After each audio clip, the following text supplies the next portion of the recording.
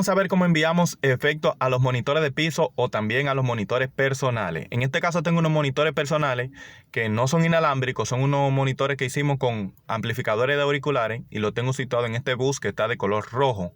Entonces, le voy a dejar la tarjetita de cómo lo hicimos. Yo tengo un video para eso, si usted lo quiere hacer.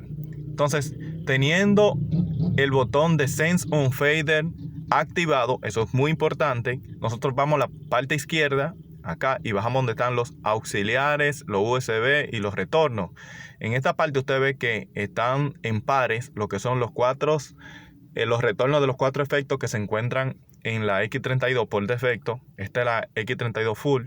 Y acá vamos a buscarlo en estos botones. Yo tengo asignado lo que son los efectos, pero vamos a buscarlo acá por la capa donde están los buses. Entonces acá, ven, están los 4, el 13, el 14, 15 y 16. Pero el 15 es el que vamos a trabajar. Yo quiero enviar ese efecto a los músicos.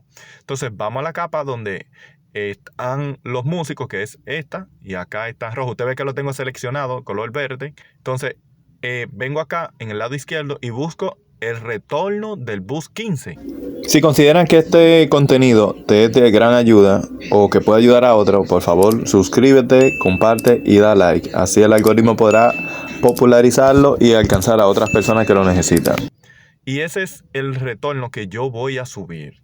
¿Entiendes? Ahí ya lo subo y le doy volumen o le envío la señal a la cantidad que yo creo conveniente. Ojo con esto, hay algo muy importante. Si tú quieres saber cómo enviar efecto a un canal específico, te voy a dejar el link también ahí o la tarjetita ahí arriba. Pero debes tener en cuenta lo siguiente.